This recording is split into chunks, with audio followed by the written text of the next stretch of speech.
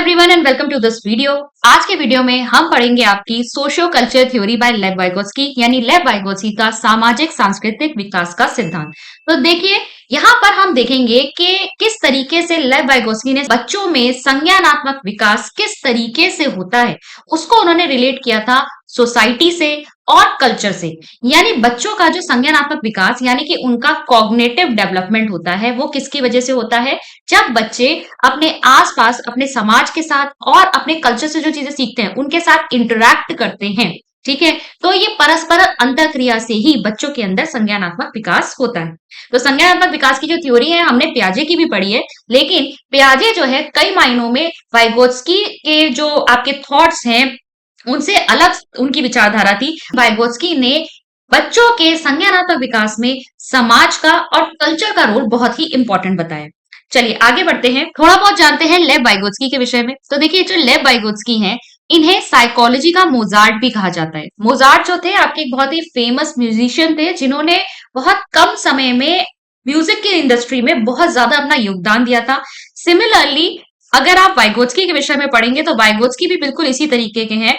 उन्होंने बहुत कम समय में ही साइकोलॉजी यानी मनोविज्ञान के विषय में अपना बहुत ज्यादा योगदान दिया था। इनकी डेथ जो है अर्ली हो गई थी, तो काफी कम समय तक ही इन्होंने अपना साइकोलॉजी में जो भी योगदान दिया है वो इतना ज्यादा महत्वपूर्ण है कि इन्हें साइकोलॉजी का मोजार्ट कहा जाता है। ठीक है, इनकी डेथ ट्यूबरक्लोसिस की वजह से हो गई थी। ये ऐसी बेसिक जानकारी है, ये खाली आपको थोड़ा बहुत बताने के लिए है, इसमें से आपका क्वेश्चन नहीं बनते, लेकिन आपको पता होना चाहिए कि वाइगोत्स्की के जो कॉन्ट्रीब्यूशन है साइकोलॉजी में काफी इंपॉर्टेंट रहे हैं। ठीक है, इन्होंने बहुत सारे आर्टिकल्स लिखे हैं, लेक्चर्स दिए हैं, बुक्स लिखी हैं। वाइगोत्स्की का जो थ्योरी है, जो इनका सिद्धांत है, वो एक पियाजे का ऑल्टरनेटिव व्यू प्रेजेंट करता है। पियाजे के अनुसार बच्चों में जो डेवलपमेंट होता है कॉग्निशन का, यानी कि उनका जो संज्ञानात्मक विकास होता है वो किस पर निर्भर करता है, बच्चे के खुद के इंटरेक्शन पर। बच्चा जो है एनवायरमेंट पे खुद से रिस्पॉन्ड करता है, खुद से एक्सप्लोर करता है और अपने ज्ञान की संरचना खुद करता है। ठीक है, तो जो पियाजे की थ्योरी है वो कंस्ट्रक्टिविस्ट थ्योरी है। ठीक है, कंस्ट्रक्टिविस्ट वाइगोत्स्की भी है, लेकिन वाइगोत्स्की जो है बहुत ज्यादा इंपॉर्टेंट मानते हैं कि बच्चों का कॉग्निटिव डेवलपमेंट में सोसाइटी और कल्चर भी बहुत इंपॉर्टेंट रोल प्ले करते हैं। बिना सोशल इंटरेक्शन के बच्चों में कॉग्निटिव डेवलपमेंट हो ही नहीं सकता। ठीक है, तो अब देखिए वाइगोत्स्की और पियाजे दोनों ही इस बात को मानते थे कि चिल्ड्रन जो है एक्टिव लर्नर्स है। एक्टिव लर्नर्स है मतलब सक्रिय अधिगम करता है, अपने ज्ञान का निर्माण वो खुद करते हैं। ठीक है, कैसे, अपने आसपास जो एनवायरमेंट है उस पर रिस्पॉन्ड करके वो खुद से क्या करते हैं, अपने ज्ञान का निर्माण करते हैं। लेकिन वाइगोत्स्की की थ्योरी किस पे स्ट्रेस कर रही है, सोशल इंटरेक्शन पर स्ट्रेस कर रही है। और कॉग्निटिव डेवलपमेंट जो हो रहा है बच्चों का वो किससे हो रहा है, जब बच्चे दूसरों के साथ कम्युनिकेट करते हैं। ठीक है, यानी जो नॉलेज उन्हें दूसरों से मिल रही है वो उन तक कम्युनिकेट की जा रही है। अब ये नॉलेज उन तक दो तरीके से कम्युनिकेट की जाती है। एक तो होते हैं साइकोलॉजिकल मीन्स, जिसपे आपका आ जाएगा लैंग्वेज, नंबर एंड आर्ट, यानी कि भाषा और संख्याएं और चित्र। ठीक है, ये सब चीजें क्या है, साइकोलॉजिकल मीन्स है। इसके अलावा आते हैं आपके दूसरे टेक्निकल मीन्स, जिसमें आपके आ जाते हैं बुक एंड कैलकुलेटर्स। ठीक है, इनको इन्होंने तकनीकी माध्यम कहा है। तो आप हिंदी में भी देख लीजिए, यहाँ सब लिखा हुआ है आपके लिए कि बच्चे जो हैं उनकी सोच का विकास कैसे होता है, जब समाज से उन्हें ज्ञान प्राप्त होता है। और समाज से उन्हें ज्ञान दो तरीके से प्राप्त हो सकता है, इसके दो माध्यम है जिसके द्वारा जो है समाज से उनके अंदर ज्ञान है वो संप्रेषित किया जा सकता है। पहला है उनका मनोवैज्ञानिक माध्यम, जो जिसमें भाषा, संख्या और कला आ जाएगा, और दूसरा है तकनीकी माध्यम जिसमें पुस्तक, कैलकुलेटर आदि मीडियम्स आ जाते हैं। ठीक है, अब देखिए बेसिक प्रिंसिपल्स क्या है वाइगोत्स्की की थ्योरी के, वो जान लेते हैं। पहला तो हमने पॉइंट यहाँ पर डिस्कस कर ही लिया। पहला पॉइंट क्या है हमारे पास, चिल्ड्रन कंस्ट्रक्ट देयर नॉलेज, यानी नॉलेज जो है पैसिवली बच्चों तक ट्रांसफर नहीं की जाती। बच्चे जो हैं ऐसा नहीं है निष्क्रिय प्राप्त करता नहीं है ज्ञान के, वो सक्रिय अधिगम करता होते हैं। वो एक्टिवली आसपास की जो सिचुएशंस है उस पर रिस्पॉन्ड करके अपने ज्ञान का निर्माण करते हैं। फिर देखिए learning is mediated. Learning is mediated मतलब अधिगम किसी मध्यस्थ के द्वारा होता है। अब ये मध्यस्थ कौन है, मतलब यहाँ पर कोई ना कोई नॉलेज जो बच्चे को मिल रही है अपने आसपास के लोगों से, अपने समाज से, देखिए अपने कल्चर से, वो किसी ना किसी टूल के थ्रू मिल रही है, किसी ना किसी माध्यम से मिल रही है। वो मीडिएटेड टूल क्या है यहाँ पर, वही जो आपका लर्निंग प्रोसेस को फैसिलिटेट करते हैं, जिसकी वजह से बच्चे का कॉग्निटिव डेवलपमेंट होता है। अब इसमें आपके मीडिएटिंग टूल्स आपके जैसे भाषा वगैरह आ जाती है, जो हमने अभी टूल्स की बात करी, जो मध्यस्थ का काम करते हैं, मीडियम्स का काम करते हैं, जैसे कि भाषा था आपका, संख्याएं थी आपकी, इसके अलावा बुक्स, कैलकुलेटर, जिनके थ्रू बच्चे तक क्या हो रही है, नॉलेज पहुंच रही है। फिर देखिए थर्ड है यहाँ पर, language plays an important role in mental development. देखिए भाषा पर बहुत ज्यादा बल दिया है आपके वाइगोत्स्की ने। वाइगोत्स्की ने कहा है कि भाषा एक इंपॉर्टेंट रोल प्ले करती है बच्चे के मानसिक विकास में। ठीक है, मोस्ट सिग्निफिकेंट क्यों कहा है? क्योंकि भाषा के माध्यम से ही आप अपने आसपास के जो समाज में जो लोग हैं उनसे बात कर सकते हो। तो सोशियो कल्चरल टूल इसे कहा गया है कि भाषा क्या है, एक सामाजिक सांस्कृतिक औजार है। ठीक है, एक आपके पास टूल है जिसके थ्रू जो है आप बच्चों को कुछ ना कुछ सिखा सकते हैं। जैसे मैं आपसे बात कर रही हूं, तो इस बातचीत के लिए जहां मैं आपको कुछ सिखा रही हूँ या कुछ बता रही हूँ आपको, तो उसके लिए मुझे क्या करना पड़ेगा? माध्यम यहाँ पर क्या है, मुझे एक टूल की यूज करना पड़ेगा। वो क्या है? भाषा। भाषा को जब मैं यूज करूंगी, भाषा का यूज करके उस भाषा को मुझे बोलना आना चाहिए, समझाना चाहिए उस भाषा में, और उस भाषा को आपको समझ में आना चाहिए। तभी जो है हम आपस में एक दूसरे से बात कर पाएंगे, नॉलेज को शेयर कर पाएंगे। तो यहाँ पर लैंग्वेज जो है बहुत ही इंपॉर्टेंट रोल प्ले करती है इसमें, नॉलेज शेयरिंग में। ठीक है, फिर है आपका लर्निंग अपीयर्स ट्वाइस। अब इन्होंने कहा है कि सीखना जो है दो बार प्रकट होता है। पहले है आपका इंटर साइकोलॉजी और दूसरा है इन्होंने इंट्रा साइकोलॉजी का। अब देखो इसको समझ लो, ज्ञान और अंतः मनोविज्ञान क्या है। इंटर साइकोलॉजी है जब पहली बार मैंने आपको ये थ्योरी पढ़ाई, जैसे मैं अभी आपको थ्योरी पढ़ा रही हूं, तो हम आपस में बात कर रहे हैं, तो यहाँ पर जो पहली लेवल आ रही है हमारी, यानी कि यहाँ पर कम्युनिकेशन किसके बीच में चल रहा है, मेरे और आपके बीच में चल रहा है, बिटवीन टू पीपल। तो यह है इंटर साइकोलॉजी। पहले आपने ज्ञान अर्जित किया, ठीक है, इसके बाद आप इसी को अपने दिमाग में फिर से ऑर्गेनाइज करेंगे, उसे संगठित करेंगे, ये होगी आपकी इंट्रा साइकोलॉजी। ठीक है, मतलब एक बार आपने ये थ्योरी मुझसे यहाँ पढ़ ली, इसके बाद आप फिर से इसे अपने दिमाग में समझने की कोशिश करेंगे, इसे ऑर्गेनाइज करेंगे, अपने दिमाग में बिठाएंगे जिस तरीके से आपको ये समझ में आ पाए। वो क्या होगी आपकी अंत मनोविज्ञान, इंट्रा साइकोलॉजी। तो इंट्रा साइकोलॉजी जब है कम्युनिकेशन दो लोगों के बीच में हो रहा है, और इंट्रा साइकोलॉजी कब है, जब आप अपने आप से जो है बात कर रहे हैं, आप अपने अंदर जो ज्ञान है उसको संगठित कर रहे हैं। फिर बात करते हैं फिफ्थ पॉइंट की। तो फिफ्थ पॉइंट इनका कहता है कि development can not be separated from its social context. Obviously हम इतनी बात कर चुके हैं कि जो सीखना है वो सामाजिक सांस्कृतिक परिवेश में ही हो सकता है, तो हम कभी भी डेवलपमेंट यानी विकास को सोशल कॉन्टेक्स्ट यानी कि उसके सामाजिक संदर्भ से अलग कर ही नहीं पाएंगे।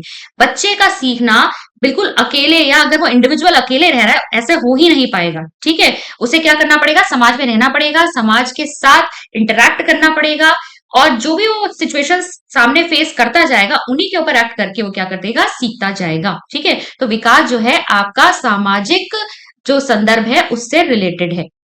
अब देखिए यहाँ पे बहुत इंपॉर्टेंट टर्म आते हैं यहाँ पर दो, एक तो है आपका ZPD, zone of proximal development, और दूसरा आएगा आपका MKO। इन दोनों टर्म्स को आपको जानना बहुत जरूरी है। तो देखिए जोन ऑफ प्रॉक्सिमल डेवलपमेंट क्या है, समीपस्थ विकास का क्षेत्र। समीपस्थ विकास का क्षेत्र इसे हिंदी में कहा जाता है। ये क्या है, डिफरेंस है between what a child can do independently and what the child needs help from a more knowledgeable person to do. ठीक है, मतलब एक बच्चा स्वयं पहले इंडिपेंडेंटली स्वतंत्र रूप से कितना कर सकता है, और इसके बाद अगर कोई ज्यादा जानकार व्यक्ति उसे कोई चीज सिखाए, उसके बाद उसकी क्षमता कितनी बढ़ जाती है। ठीक है, किस दूसरे लेवल तक वो पहुंच जाता है, इन दोनों लेवल्स के बीच का डिफरेंस है। ठीक है, मान लो पहले वो लेवल 1 तक ही चीजों को सॉल्व कर सकता था, इसके बाद उसे किसी दूसरे व्यक्ति की, टीचर की, कोई भी कह सकते हैं आप, कोई उसका फ्रेंड या बड़े भाई बहन की हेल्प मिली, और आज वो क्या कर सकता है, वो लेवल 2 तक पहुंच चुका है, इस लेवल की मुश्किलों को भी हल कर सकता है। तो ये जो डिस्टेंस हुआ आपका, ये जो आपका डिफरेंस है इन दोनों के बीच का, यही क्या है आपका ZPD। ठीक है, इसी को आप क्या कहेंगे, ZPD। ठीक है, तो यही आपका ज्यादा एक्सप्लेन किया हुआ है। लेवल 1 क्या है आपका, स्तर 1 है विकास का वर्तमान स्तर, जहां पर बच्चा अभी खुद खड़ा हुआ है, खुद कितनी चीजें करने में सक्षम है, और विकास का संभावित स्तर, किसी और अन्य व्यक्ति की मदद से वो कहां तक पहुंच सकता है, क्या करने में सक्षम बन सकता है। इन दोनों के बीच का डिफरेंस ही क्या होता है, ZPD होता है। ठीक है, और ये जो असिस्टेंस प्रोवाइड की गई है, ये जो हेल्प प्रोवाइड की गई है, इसे क्या कहते हैं, इसे कहते हैं स्कैफोल्डिंग। बहुत ही इंपॉर्टेंट है स्कैफोल्डिंग, जिसे ढांचा निर्माण, कई जगह आपको मचान भी लिखा हुआ मिल सकता है। तो स्कैफोल्डिंग क्या है, जब कोई ज्यादा जानकार व्यक्ति, कौन है वो, मोर नॉलेजेबल अदर, जिसे उस समय उस चीज के बारे में आपसे ज्यादा जानकारी है, ठीक है, वो है मोर नॉलेजेबल अदर। अब वो कोई भी हो सकता है। आप अगर एक पजल सॉल्व कर रहे हैं और कहीं पे अटक गए हैं और आपका एक फ्रेंड आके कहता है मुझे आता है इस पजल को कैसे सॉल्व कर सकते हैं, वो आपकी हेल्प करे और तब आप उस प्रॉब्लम को सॉल्व कर पाए, तो वो जो फ्रेंड आपका है वो भी वहां पर क्या हो गया, मोर नॉलेजेबल अदर हो गया। ठीक है, तो मोर नॉलेजेबल अदर कोई भी हो सकता है, टीचर हो सकता है, पेरेंट्स हो सकते हैं, आपके बड़े भाई बहन हो सकते हैं, आपका दोस्त भी हो सकता है, जो उस समय उस लेवल से ज्यादा आपसे जानता है, और जो हेल्प वो प्रोवाइड करेगा उसे आप क्या कहोगे, उसे आप कहोगे स्कैफोल्डिंग। अब देखो स्कैफोल्डिंग के फायदे क्या क्या होते हैं। तो स्कैफोल्डिंग से सबसे पहला तो है ये सहायता प्रदान करता है, इट प्रोवाइड सपोर्ट। दूसरा है यहाँ पर कि एक शिक्षार्थी क्या कर सकता है, इसकी सीमा का विस्तार करता है। पहले बच्चा देखो एक ही लेवल तक पहुंच सकता था, लेकिन अब बच्चे की लेवल बढ़ चुकी है, तो उसकी जो क्षमताएं हैं उनका विस्तार हो गया यहाँ पर। तीसरा आपका पॉइंट है कि शिक्षार्थी को असंभव कार्यों को पूरा करने का प्रोत्साहन देता है। ठीक है, पहले बच्चे को क्या लग रही थी, लेवल 2, उसे लग रहा था मैं पहुंच ही नहीं पाऊंगा, लेकिन किसी की हेल्प से अब वो लेवल 2 पे आ गया है, तो उसको क्या मिल रहा है, प्रोत्साहन मिल रहा है कि वो एक असंभव कार्य जो पहले उसे असंभव लग रहा था उसे भी वो संभव बना सकता है।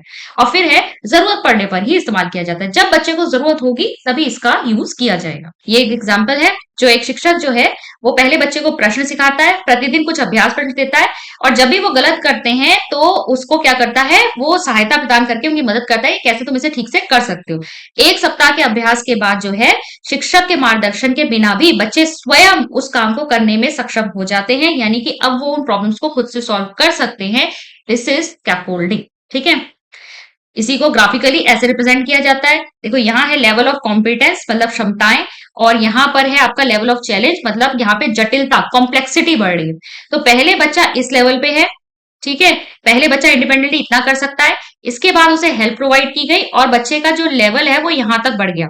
इन दोनों के बीच का जो डिफरेंस है इसी को क्या कहा है, जोन ऑफ प्रॉक्सिमल डेवलपमेंट, और इसमें जो प्रोवाइड किया गया, जो हेल्प प्रोवाइड की, उसे क्या कहा गया है, स्कैफोल्डिंग।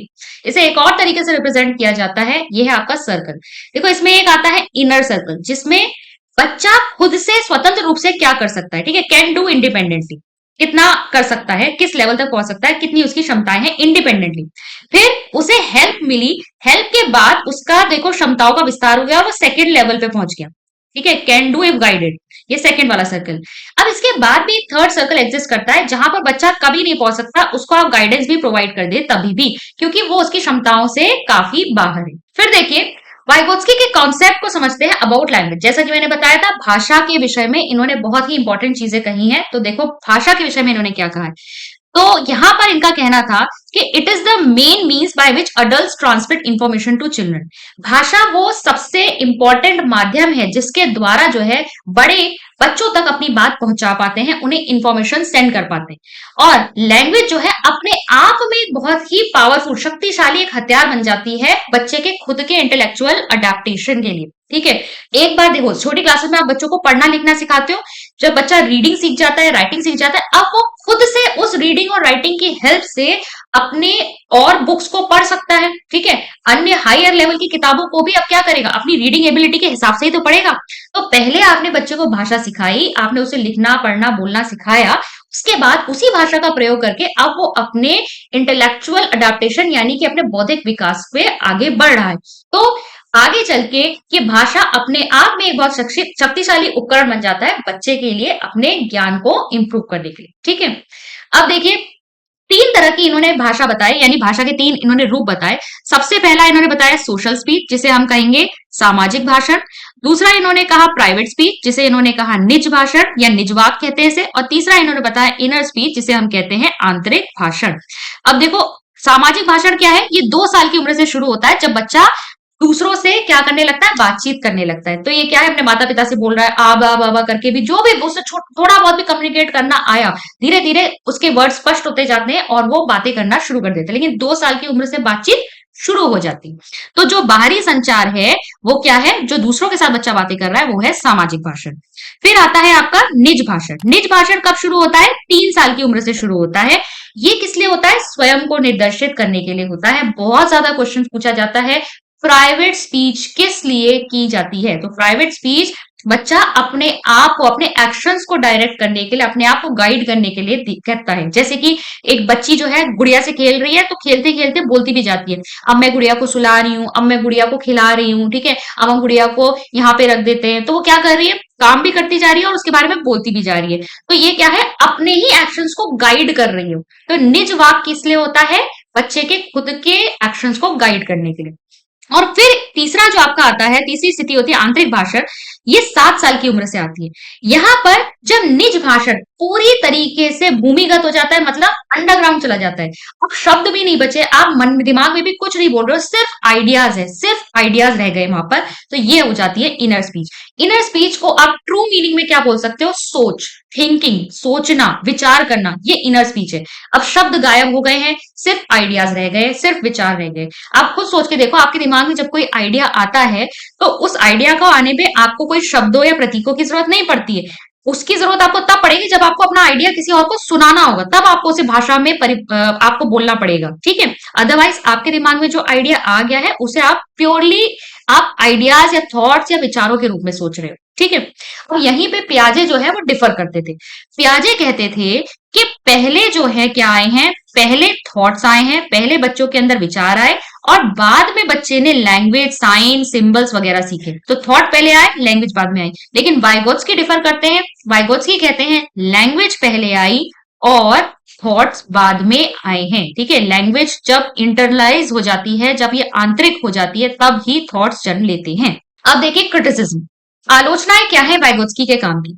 तो वाइगोत्स्की का जो ये काम है, एक तो ये आपकी सेम लेवल की इंटेंसिटी यानी कि पियाजे के जितना ही आपकी प्रचलित नहीं हो पाया। एक तो इसलिए क्योंकि ये रशियन भाषा में था, तो इसको ट्रांसलेशन करना जो है वो थोड़ा सा एक काम था, एक टीडियस जॉब था, जो उस समय सही टाइम पे जो है ट्रांसलेट नहीं हुई तो सब तक नहीं पहुंचा। तो जितना प्रचलन जो में आपकी पियाजे की थ्योरी थी, उतनी ज्यादा आपकी प्रचलित वाइगोत्स्की की थ्योरी नहीं थी। हालांकि वाइगोत्स्की की थ्योरी में भी बहुत सारी इंपॉर्टेंट चीजें बताई गई। लेकिन आलोचनाएं कहाँ आती है, तो वाइगोत्स्की का वर्क जो है वो ये कहता है कि आपका जो आपका सीखना है, ये सभी संस्कृतियों के लिए प्रासंगिक है, ठीक है। हर कल्चर के लिए ये समान या रेलेवेंट बताया गया, ठीक है। तो कल्चर का इन्फ्लुएंस यहाँ पर अलग तरीके से पड़ेगा, हर कल्चर के लिए सेम तरीके से रेलेवेंट नहीं माना जा सकता।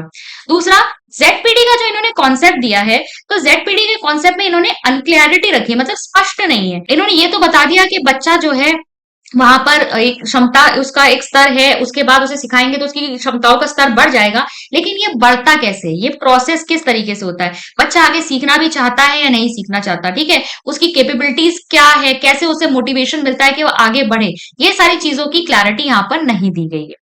इसके अलावा वाइगोत्स्की की जो सोशल कल्चर की थ्योरी है, ये इंडिविजुअल के रोल को डिसरिगार्ड करती है। जैसे पियाजे की थ्योरी सिर्फ इंडिविजुअल पे फोकस करती है और सोसाइटी और कल्चर को बिल्कुल भी फोकस नहीं करती, उसका रोल वो महत्वपूर्ण नहीं मानती। इसी तरीके से वाइगोत्स्की की थ्योरी में ये आपका ड्रॉबैक है कि ये इंडिविजुअल के रोल को ज्यादा महत्व नहीं देती, ठीक है। और ओवर इम्फेसिस है लैंग्वेज का सोच पर, कि जो सोच है या जो विचार आना है वो सिर्फ भाषा के बाद ही आता है। तो लैंग्वेज का जो रोल है बहुत ज्यादा बता दिया है, ओवर इम्फेसाइज कर दिया, अधिक जोर दे दिया है भाषा का, जरूरत से ज्यादा जोर है थिंकिंग, ठीक है। इसके बाद आपके पियाजे और वाइगोत्स्की के पॉइंट्स के हम डिफरेंसेस देख लेते हैं फटाफट से। तो पियाजे ने देखिए यूनिवर्सल स्टेजेस बताई हैं। इन्होंने कहा है कि कॉग्निटिव डेवलपमेंट जो है सभी कल्चर्स में एक जैसा होता है और सार्वभौमिक आपकी चरण होते हैं जिनसे बच्चे गुजरते हैं। वाइगोत्स्की ने कहा है कि कॉग्निटिव डेवलपमेंट कल्चर्स में जो है वो क्या करता है, वेरी करता है, ठीक है। फिर दूसरा इन्होंने पॉइंट बताया है कि पियाजे मेंटेन करते हैं कि कॉग्निटिव डेवलपमेंट जो है वो लार्जली किससे होता है, इंडिपेंडेंट एक्सप्लोरेशन से, बच्चा स्वयं खोज करके जो है अपनी नॉलेज जो है कंस्ट्रक्ट करता है। जबकि वाइगोत्स्की कहते हैं कि बच्चा जो है उसका कॉग्निटिव डेवलपमेंट कब होगा, जब वो सोशल इंटरेक्शन करेगा, यानी कि जब समाज के साथ उसकी अंतःक्रिया होगी, जब वो बातचीत करेगा, तब जाकर उसे ज्ञान की प्राप्ति होगी, ठीक है। और जोन ऑफ प्रॉक्सिकल डेवलपमेंट को भी इन्होंने बहुत इंपॉर्टेंट बताया।